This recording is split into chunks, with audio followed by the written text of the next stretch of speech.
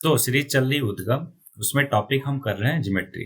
दो पार्ट आ चुके हैं ऑलरेडी, जिनका नाम था लाइंस एंड एंगल्स और ट्रेंगल। राइट। इस पर्टिकुलर लेक्चर में हम क्वाड्रिलेटरल को मास्टर करने वाले हैं। जैसा कि आपको सामने दिख रहा होगा, ये है क्लास 8th की book understanding quadrilateral chapter mathematics का।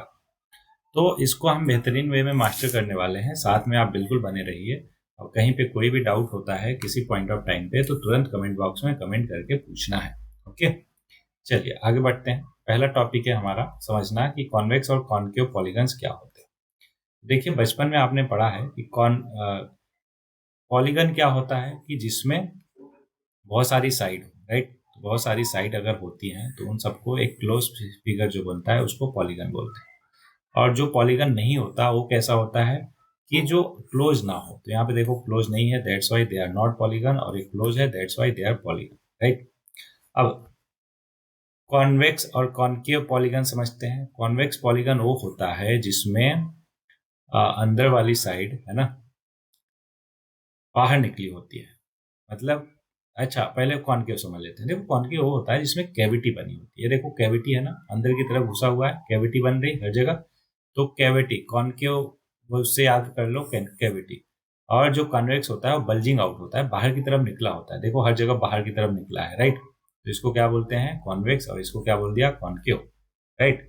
रेगुलर और इरेगुलर पॉलीगन आपको मालूम है कि रेगुलर वो होता है जिसमें सारी साइड और सारे एंगल इक्वल हो। फॉर एग्जांपल इक्विलेटरल ट्रायंगल पिछले लेक्चर में पढ़ा था, उसमें सारे साइड और सारे एंगल इक्वल होते हैं। सेम वे में अगर हम स्क्वायर की बात करें तो चारों साइड इक्वल होती है, चारों एंगल इक्वल होते हैं। तो ये भी एक रेगुलर पॉलीगन हो गया जिसका नाम हुआ स्क्वायर। इसमें इसका क्या नाम हुआ?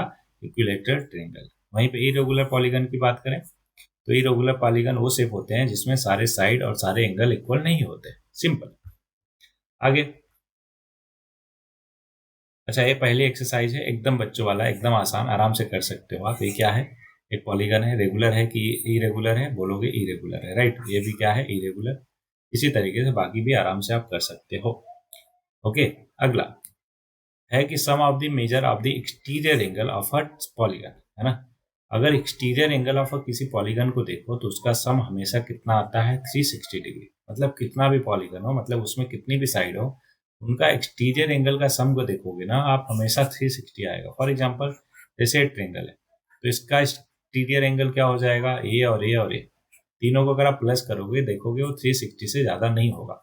इसी तरीके से क्वाड्रिलेटरल ले लो, है ना, या फिर पेंटागन ले लो, हेक्सागन ले लो, जितने भी साइड हो उसके हमेशा एक्सटीरियर का सम 360 आता है। सो इसको आप लिख लो कॉपी में कि the sum of measure of exterior angle of any polygon is 360 degree. Okay. तो इस पे बेस्ट क्वेश्चन भी है जो करेंगे। पहला दूसरी एक्सरसाइज है, बोला है कि अब बताओ x की वैल्यू क्या होगी। तो आपको पता है कि सम ऑफ एक्सटीरियर क्या होता है? 360। तो तीनों को प्लस कर दो, कितना आना चाहिए? 360। तो 125 प्लस 125 हो गया 250, उधर गया तो माइनस हो जाएगा 250, है ना। तो 360 में 250 गया, 110 आ जाएगा आंसर। तो x की वैल्यू हो गई पहले पार्ट के लिए 110। बाकी सेकंड भी ऐसे ही कर सकते हो। अच्छा, यहाँ पे कुछ नहीं है, मतलब 90 डिग्री है। ओके। यहाँ पे भी अगर ये 90 है तो बाहर वाला क्या हो जाएगा? ऑब्वियस है 90 डिग्री हो जाएगा। तो अभी आप सबको प्लस कर लोगे, क्या क्या? 90 plus 60 plus 90 plus x plus 70, कितना आना चाहिए? 360, ऑब्वियस है। अगला बोला find the measure of each exterior angle of a regular polygon. Regular है तो सारे के सारे एंगल इक्वल होंगे। राइट। तो जिसमें 9 साइड हो, तो आपको पता है कि टोटल 360 डिग्री होता है। अगर 9 साइड है मतलब 9 एंगल, तो एक्सटीरियर भी 9 एंगल होंगे। राइट। तो 9 से डिवाइड कर दो, हर एक एक्सटीरियर एंगल 40 डिग्री का होगा। सेम वे में बोला अगर 15 साइड हो तो सिंपली 360 को हम 15 से डिवाइड कर देंगे, हर एक एक्सटीरियर एंगल का वैल्यू आ जाएगा, है कि नहीं। आगे बोला कि अच्छा ये डिवाइड कर ही दो क्योंकि अगले क्वेश्चन में जरूरत पड़ेगा। 15 दूनी 30, 15 चौका 60, 24 डिग्री आ गया। अगला क्वेश्चन तीसरा देखो, how many side does a regular polygon है if the measure of an exterior angle is 24। अभी हमने देखा 15 साइड। चौथा, how many side does a regular polygon have if each of its interior angle is 165 degree. अब ध्यान रखिए रखिए, ये इंटीरियर दिया है कितना? 165। एक्सटीरियर निकालने के लिए हम इंटीरियर से क्या करते हैं? 180 से माइनस कर देते हैं। तो 180 से माइनस करोगे तो आ जाएगा 15 डिग्री। अब समझो ध्यान से, अगर 15 डिग्री एक का वैल्यू है तो टोटल कितने होते हैं 360, तो उसको डिवाइड कर दो, आ जाएगा 24। तो कितने साइड होने चाहिए उस रेगुलर पॉलीगन में? 24 साइड। बाकी पांचवा और छठा भी बहुत आसान है, आप कर सकते हो। आगे बढ़ते हैं इस पर्टिकुलर लेक्चर में, जिसका नाम है काइंड ऑफ क्वाड्रिलेटरल। क्वाड्री अभी तक आपको पता चल ही गया होगा, क्वाड्रिलेटरल का मतलब जिसमें 4 साइड। अब उसके डिफरेंट डिफरेंट टाइप होते हैं, तो वन बाय वन हम सारे टाइप को अच्छे से समझने वाले हैं, मास्टर करने वाले हैं, राइट। चलो, पहला है हमारा कॉन्सेप्ट टाइप ऑफ क्वाड्रिलेटरल में कि ट्रेपेजियम को पढ़ना कि क्या होता है। देखो, ट्रेपेजियम एक सिंपल सा शेप होता है, क्वाड्रिलेटरल होता है, जिसमें अपोजिट कोई दो अपोजिट साइड पैरेलल होती है, बाकी कुछ भी हो मैटर नहीं करता। ओके, तो दो अपोजिट साइड पैरेलल होती है, बस ये ध्यान में रखो, ठीक है। ओके, अगला काइट। काइट पतंग कैसे होती है, समझो ध्यान से। काइट एक ऐसा शेप होता है, एक ऐसा क्वाड्रिलेटरल होता है जिसमें एडजेसेंट साइड इक्वल होती है। क्या बोला मैंने? एडजेसेंट साइड इक्वल होती है, एडजेसेंट साइड इक्वल होती है। ओके, अब मैंने ऐसा कुछ शेप बना दिया, मैंने कहा बताओ कि क्या एक क्वाड्रिलेटरल है, सॉरी काइट है। तो आप देखोगे पहले ये वाला साइड और ये वाला साइड क्या इक्वल है, क्या है ना, ये और ये इक्वल है क्या? बोलोगे कि अगर इक्वल है और ये इक्वल है तो आप कहोगे कि ये काइट का एग्जांपल है। तो बोला kite is a special type of quadrilateral, the sides with the same marking in each figure are equal, मतलब ये अगल बगल वाले है ना, और A B equal to A D, B C A मैंने बता ही दिया। अब A kite has 4 साइड, मालूम है सबको, क्वाड्रिलेटरल होता ही है ना। There are exactly 2 distinct consecutive pairs of sides of equal length, ठीक। ओके, नेक्स्ट नेक्स्ट है हमारा पैरेललोग्राम। पैरेललोग्राम क्या होता है? जिसमें अपोजिट साइड पैरेलल और इक्वल होती है, अपोजिट साइड पैरेलल और इक्वल, अपोजिट साइड पैरेलल और इक्वल, बस इतना ध्यान में रखो। The parallelogram is a quadrilateral, as the name suggests, it has something to do with parallel lines, opposite और इक्वल, मतलब पैरेलल एंड इक्वल। ओके, दोनों के दोनों, मतलब opposite sides are parallel and equal to each other. तो ये लिखा है, आप पढ़ भी सकते हो, parallelogram is a quadrilateral whose opposite sides are parallel and equal। Elements of a parallelogram, opposite side मैंने बता दिया, अपोजिट एंगल, ये देखो ये पर्टिकुलर एंगल इसके इक्वल, ये एंगल इसके इक्वल, मतलब अपोजिट एंगल भी इक्वल होते हैं और अपोजिट साइड्स भी इक्वल होते हैं और पैरेलल भी होते हैं। ओके, तीन चीजें ध्यान में रखना है, opposite sides are parallel to each other and they are equal in magnitude, और opposite angle are equal to each other। और दूसरा adjacent angle की बात करें, adjacent मतलब अगल बगल वाले एंगल, तो वो हमेशा एक दूसरे के सप्लीमेंट्री याद होते हैं। याद कीजिए, सप्लीमेंट्री मतलब सम कितना, 180 या 90, 180, बिल्कुल सही, शाबाश। सो adjacent angle of a parallelogram are supplementary to each other, ठीक। ये सारे के सारे पॉइंट आपको लिखते जाना है, सच दैट आपको दोबारा इसको खोल के देखना ना पड़े और सारे के सारे कंसाइज वे में आपके नोट्स भी बन जाए। ओके, चलिए, एंगल ऑफ अ पैरेललोग्राम मैंने बता ही दिया कि opposite angle of a parallelogram are equal in measures, ठीक। और एक ये adjacent angle are in parallelogram supplementary to each other, very good. Diagonal of a parallelogram, diagonal क्या है आप देख सकते हो, क्या है, एक दूसरे के इक्वल है ना। Diagonal of a parallelogram in general R not of equal length, अच्छा जरूरी नहीं है, लेकिन वो एक दूसरे को बाइसेक्ट करते हैं। ये प्रॉपर्टी आपको ध्यान रखना है कि the diagonal of a parallelogram bisect each other. Bisect का मतलब क्या होता है? दो इक्वल पार्ट में डिवाइड करते हैं। इसका मतलब ये हुआ, जैसे यहाँ पे ध्यान से देखो, ओ ए और ओ सी इक्वल होगा, क्यों? क्योंकि बाइसेक्ट कर रहा, मतलब दो इक्वल पार्ट में डिवाइड कर रहा। सेम वे में डी ओ और ओ बी भी इक्वल होगा, डी ओ और ओ बी भी इक्वल होगा, इसी को बोलते हैं bisect each other. I hope ये भी आपको क्लियर हो गया होगा। अब आगे एक्सरसाइज देखो कितना आसान, जल्दी से समझ लेते हैं, क्वेश्चन सॉल्व कर लेते हैं। बोल रहा है given a parallelogram ABCD, complete each statement along with the definition और प्रॉपर्टी यूज। अब एडी देखो किसके इक्वल है, एडी इक्वल होगा सीबी के, है ना, या फिर बीसी के। ऐसा क्यों? Because opposite sides of a parallelogram are equal with each other, है ना। अगला एंगल डीसीबी, एंगल डीसीबी किधर है, डीसीबी, ये वाला एंगल किसके इक्वल होगा, एंगल बी ए डी के, एंगल बी ए डी के। ऐसा क्यों? क्योंकि opposite angle of a parallelogram are equal. अगला ओसी देखो, ओसी इक्वल होगा ओए के, क्यों? क्योंकि diagonal bisect each other. Angle D A B, angle C D A, D A B और सी डी ए, सी डी ए, मतलब ये दोनों के दोनों क्या हो गए, एडजेसेंट एंगल हो गए। So adjacent angle are supplementary to each other, that's why दोनों का सम 180 होगा। तो हमने प्रॉपर्टी के साथ साथ उसका वैल्यू भी कितना होगा ये भी बता दिया, समझा दिया। नेक्स्ट क्वेश्चन पे आ जाते हैं। ये बोल रहा कंसीडर द फॉलोइंग, आपको पता ही है प्रॉपर्टी लगा के सारे क्वेश्चन कर लेंगे। ये देखो वर्टिकली अपोजिट एंगल इक्वल होते हैं तो y अगर y क्या हो जाएगा 100, z क्या हो जाएगा x के इक्वल। अच्छा इन दोनों का सम कितना होना चाहिए 180, दैट्स वाई x होगा x 80 तो z भी हो जाएगा 80। सेम वे में देखो अगर ये 50 है तो ये कितना हो जाएगा 130, क्यों? क्योंकि एडजेसेंट एंगल का सम 180 होना चाहिए। अगर ये 130 है तो x भी कितना हो जाएगा 130, है ना। अच्छा ये दोनों पैरेलल है तो अगर 130 है तो ये भी कितना होगा 130, क्यों? क्योंकि करस्पॉन्डिंग एंगल हो गया। अगर आप ऐसे नहीं करना चाहते हो तो ऐसे कर लो कि अगर ये 50 है तो अंदर वाला क्या होगा 50, तो अगर अंदर 50 तो बाहर कितना 130, है कि नहीं। ओके बाकी भी क्वेश्चन आप इजीली कर सकते हो। मैं देख रहा कौन सा डिफिकल्ट क्वेश्चन है सच दैट मैं वो बता दूं आपको, और इजी वाले आप आराम से कर लेना। अच्छा ये रेशियो वेशियो वाला कुछ दिख रहा, पांचवा ये बता देता हूँ।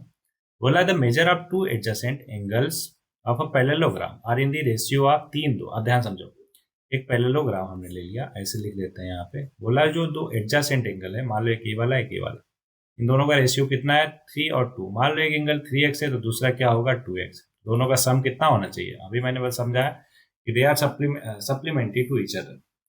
तो 5x हो गया 180, तो 5 से डिवाइड करो 180 को तो x आ गया 5 3 6 36 डिग्री। ओके आगे बोल रहा find the measure of each of the angle. तो बताओ अगर x 36 है तो एक एंगल 3x और एक 2x, तो एक आ गया 108 और एक 2x मतलब 72 72। तो अगर ये 72 है तो उसके अपोजिट वाला भी 72, और ये 108 है तो उसके अपोजिट वाला भी 108। तो ये आ गए चारों के चारों एंगल इसके, जो भी हमारा क्वेश्चन है पांचवा का, है ना। इसी तरीके से बाकी भी आप आराम से कर सकते हो, कहीं पे कोई दिक्कत नहीं होगा। अच्छा एक साइड वाला भी देख लेते हैं। साइड वाला ये देखो ध्यान से, साइड वाला क्वेश्चन नंबर 8वां। तो ये बोला है अगर ये 3x है अगर 18 है तो बताओ x क्या होगा। दोनों अपोजिट साइड है इक्वल होते हैं तो x की वैल्यू आ गई 6, तो x equal to 6। Same way में 3y माइनस 1 अगर 26 है तो 3y माइनस 1 इक्वल टू 26, तो 3y इक्वल टू 27। y क्या आ जाएगा 9। ठीक एकदम बेसिक है ना, लीनियर इन वन वेरिएबल, सब कुछ कर रखा है हमने बेसिक में। अगला ये देखो 16 क्या हो जाएगा x प्लस वाई, क्यों? क्योंकि diagonal bisect each other. Same है में 20 किसके इक्वल हो जाएगा y प्लस 7 के, तो यहाँ से y आ गया कितना 13। अगर y 13 है तो बताओ 13 में क्या प्लस करो कि 16 आ जाए, तो आप कहोगे सर 3 प्लस करो, तो x की वैल्यू आ गई 3, राइट। सो एवरीबॉडी इस तरीके से आसान आसान क्वेश्चन है। आई होप कि आप सारे के सारे सॉल्व कर लोगे, सारे मैं ही सॉल्व ना कर दूं सच दैट आपको प्रैक्टिस के लिए भी पेपर मिले, मतलब क्वेश्चन मिले, राइट। इसलिए सारे के सारे मैं नहीं बता रहा, बाकी आप ट्राई करना, कहीं पे दिक्कत आई है ना तो ऑब्वियस है आप पूछ लेना, डिस्कस कर लेना। हम स्पेशल पैरेललोग्राम पढ़ते हैं एवरीबॉडी। एक होता है रोम्बस, है ना। रोम्बस क्या होता है समझते हैं। देखो रोम्बस जो है उसके पास सारी प्रॉपर्टी होती है पैरेललोग्राम का। मतलब क्या हुआ कि अपोजिट साइड इक्वल होती है, पैरेलल होते हैं, है ना, अपोजिट एंगल भी इक्वल होते हैं। उसके साथ साथ parallelogram and also that of kite. Kite का मतलब एडजेसेंट साइड भी इक्वल होते हैं, है कि नहीं, और एक दूसरे डायगोनल एक दूसरे को 90 डिग्री पे कट करते हैं। तो उन सबको मिला दो, जो भी शेप बना आपका वो क्या हो जाएगा रोम्बस। रोम्बस का मतलब क्या हुआ कि रोम्बस एक ऐसा शेप है जो एक दूसरे को 90 डिग्री पे कट भी करता है, सारे साइड इक्वल भी होते हैं, मतलब अपोजिट साइड इक्वल भी होते हैं, और अपोजिट एंगल भी इक्वल होते हैं, राइट। तो ये सारी की सारी प्रॉपर्टी हो गई किसकी, रोम्बस की। अब रेक्टेंगल की बात कर लेते हैं। तो एक बहुत ज्यादा आसान है कि अपोजिट साइड इक्वल पैरेलल, है ना, और चारों के चारों एंगल इसमें इक्वल होते हैं, बस ये ध्यान में रखना। चारों के चारों एंगल इक्वल होते हैं और 90 डिग्री के इक्वल होते हैं, ठीक है, 90 के इक्वल होते हैं। Okay diagonal of rectangle are equal in length, सबको पता है ना, बेसिक सी चीज है कि सारे एंगल इक्वल अगर हैं और सारे अपोजिट साइड इक्वल हैं तो डायगोनल भी इक्वल होंगे। और in a rectangle the diagonal besides being equal in length bisect each other. मतलब ऑब्वियस है कि दोनों का दोनों साइड क्या होगा, इक्वल होगा, बाइसेक्ट करते हैं। क्यों? क्योंकि ये स्पेशल टाइप ऑफ पैरेललोग्राम है, और जब पैरेललोग्राम बाइसेक्ट करते हैं तो ऑब्वियस ये भी करेगा। स्क्वायर तो और ज्यादा आसान है। जैसे रेक्टेंगल आपने देखा ना, तो रेक्टेंगल में अपोजिट साइड इक्वल थी, तो स्क्वायर में आप ये समझ लो चारों साइड इक्वल होती है एक दूसरे के। ओके सॉरी माफ कीजिएगा, गले में कुछ फंस गया था। सो बढ़ रहे थे हम आगे स्क्वायर में। तो स्क्वायर में मैंने बताया कि चारों साइड इक्वल होती है, सारे एंगल इक्वल होते हैं, डायगोनल भी इक्वल होते हैं, एक दूसरे को बाइसेक्ट भी करते हैं, मतलब सारी प्रॉपर्टी आप समझ लो, पैरेललोग्राम, काइट है ना, रोम्बस, हर एक सारे मिला लो। अगला है स्क्वायर में, सारे के सारे आप पढ़ ही सकते हो आराम से। आगे बढ़ते हैं। तो आगे ये पर्टिकुलर एक्सरसाइज रहा आपके लिए बहुत ही ज्यादा आसान, इसको आप इजीली कर सकते हो। चलो स्टार्ट करते हैं। स्टेट वेदर ट्रू और फॉल्स और रेक्टेंगल आर स्क्वायर। बिल्कुल गलत, क्यों? क्योंकि रेक्टेंगल में अपोजिट साइड इक्वल होती है, लेकिन स्क्वायर में सारे साइड इक्वल होते हैं, राइट। अब बोला ऑल काइट्स आर रोम्बस। बिल्कुल सही जवाब कि सारे काइट क्या होते हैं? रोम्बस होते हैं। इसी तरीके से बाकी आप कर सकते हो। ट्रू फॉल्स है, ट्रू फॉल्स है, आसान चीज, ठीक। न्यूमेरिकल देखते हैं, अगर है तो, नहीं है कोई बात नहीं। एक काम करते हैं, इसको पूरा का पूरा समराइज कर लेते हैं। अभी तक हमने क्या पढ़ा? पैरेललोग्राम पढ़ा, रोम्बस पढ़ा, रेक्टेंगल, स्क्वायर और काइट। उसके साथ साथ एक ट्रेपेजियम भी पढ़ा था। ट्रेपेजियम में क्या सीखा था कि कोई दो अपोजिट साइड इक्वल पैरेलल होती है, राइट। बस पैरेललोग्राम क्या होता है? जिसमें अपोजिट साइड इक्वल और पैरेलल होती है और अपोजिट एंगल इक्वल होते हैं और डायगोनल एक दूसरे को बाइसेक्ट करते हैं। जरूरी नहीं कि इक्वल हो, बट वो बाइसेक्ट करते हैं। रोम्बस क्या होता है? जिसमें अपोजिट चारों के चारों साइड इक्वल हो और उसके साथ मतलब सारी प्रॉपर्टी ऑफ पैरेललोग्राम की, और डायगोनल जो है एक दूसरे के परपेंडिकुलर होते हैं, मतलब 90 डिग्री पे कट करते हैं। कितना? 90 डिग्री। रेक्टेंगल पता है, अपोजिट साइड पैरेलल और इक्वल होती है, हर एक एंगल 90 डिग्री होता है और डायगोनल एक दूसरे को बाइसेक्ट करते हैं और इक्वल होते हैं। स्क्वायर की बात करें तो सेम चीज की चारों साइड इक्वल होती है, चारों एंगल इक्वल होते हैं और डायगोनल एक दूसरे को बाइसेक्ट भी करते हैं और इक्वल भी होते हैं।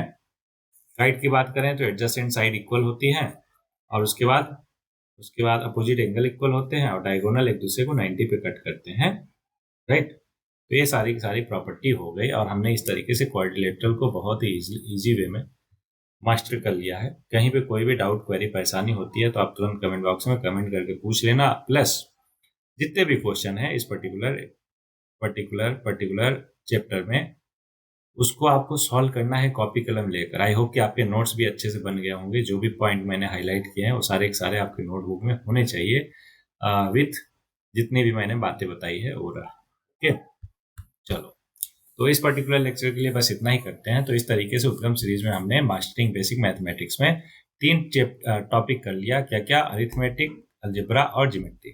अब हमारा बचा 2 टॉपिक, दैट इज मेंसुरेशन और डेटा हैंडलिंग। तो उसको भी हम कर लेंगे आगे आने वाले लेक्चर्स में।